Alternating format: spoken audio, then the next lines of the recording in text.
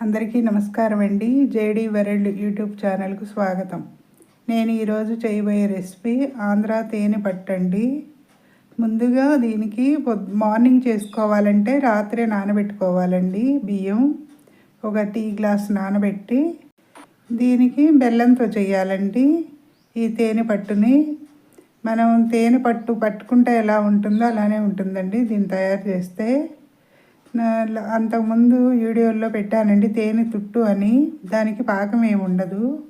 దీనికైతే పైన పాకం వేస్తామండి. బియ్యాన్ని శుభ్రంగా కడిగి మిక్సీ వేసుకోవాలండి కొంచెం వాటర్ పోసి. తర్వాత దీనికి కొంచెం సాల్ట్ వేయాలి రుచికి సరిపడా. మనం స్వీట్ వేస్తున్నాం కదా. ఇప్పుడు బెల్లము 2 ఇలాచీ వేసుకున్నానండి దీనిలోకి. తర్వాత కొంచెం వంట సోడా ఒక చిటికెడు, అలాగే ఒక అర స్పూను బేకింగ్ పౌడర్ అండి. ఇవి పొంగుతాయండి. ఒకటేను చేసేది ఈ తేనె పట్టు అనేది. ఇలా మిక్సీ వేసుకోవాలండి. చాలా టేస్ట్ ఉంటుందండి. Healthy food. మనం వేరే ఏమి వాడటం లేదు కదా, ఓన్లీ రైస్ తోటే చేస్తున్నాను. అలాగే స్టవ్ వెలిగించి మందంగా ఉన్నది పెట్టుకోవాలండి పాత్ర. నేనైతే కుక్కర్ పెట్టాను. దీనిలో ఒక 3 స్పూన్స్ ఆయిల్ అయితే సరిపోతుందండి. ఆయిల్ కూడా ఎక్కువ పట్టదు దీనికి. ఆయిల్ వేడయిన తర్వాత మనం ముందుగా ప్రిపేర్ చేసుకున్న ఈ మిశ్రమాన్ని దీనిలో వేసుకోవాలండి. బియ్యం, బెల్లం, ఇలాచి, బేకింగ్ పౌడర్, సాల్ట్, అలాగే వంట సోడా అన్నీ కూడా కలిపి మిక్సీ వేసాను కదా. ఇప్పుడు దీన్ని సిమ్లో పెట్టి వండుకోవాలండి. అది ఒక 20 నిమిషాలు పడుతుందండి. త్వరగా కూడా అయిపోతుంది. నేనైతే ఒక టీ గ్లాస్ కండి చేసింది. ఇలా పొంగుతుంది. చాలా బాగుంటుంది టేస్ట్. హెల్త్ పరంగా కూడా చాలా మంచిదండి. పిల్లలకి పెద్దవాళ్ళు కూడా తినొచ్చు. ఒకసారి స్పూన్ని ఇలా తిప్పి చూస్తే కొంచెం వంటింది కదండి. ఇంకొక 5 మినిట్స్ అయితే అయిపోతుంది. దీన్ని మరొకసారి చూసి స్టవ్ ఆఫ్ చేసుకోవటమేనండి. ఇప్పుడు ఇలా చేశాను కదా, ఇప్పుడు ఏమీ అంటలేదు కదా, అయిపోయిందండి. ఇది ఒక 5 మినిట్స్ స్టవ్ ఆఫ్ చేసి ఉంచితే చల్లారిన తర్వాత దీన్ని పాకంలో వేసుకోవాలండి. ఇప్పుడు దీన్ని వేరే ప్లేట్లోకి తీసుకుంటున్నానండి.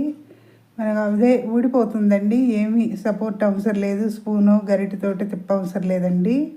చల్లారిన తర్వాత ఇలా తిరిగేస్తే అయిపోతుంది. స్పాంజ్ లాగా మన కేక్ మాదిరిగా ఉంటుందండి.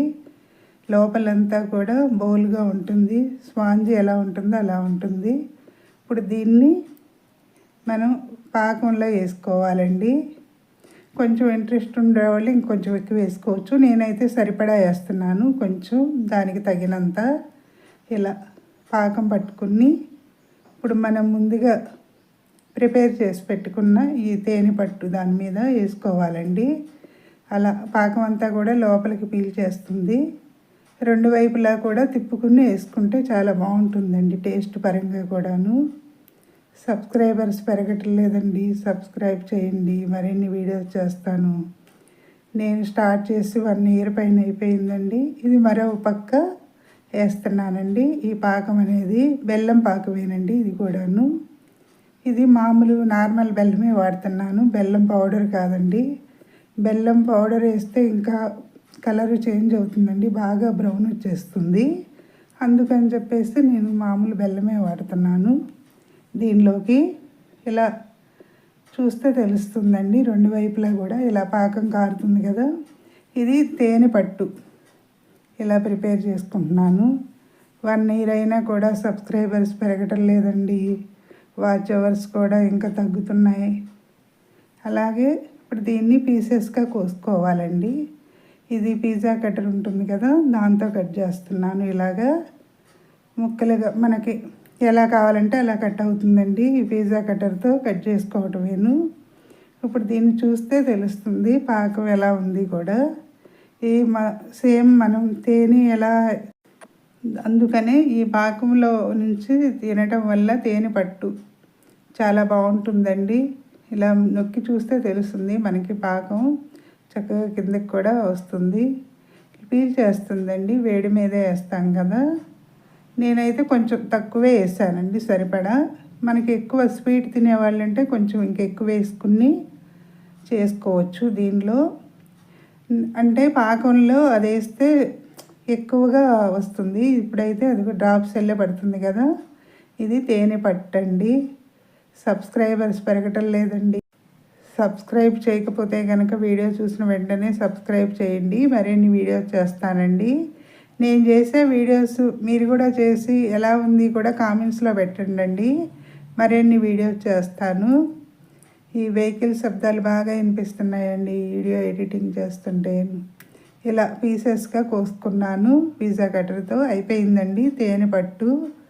నచ్చితే లైక్ చేయండి, షేర్ చేయండి, సబ్స్క్రైబ్ చేయండి. మీ లక్ష్మీ కుమారి.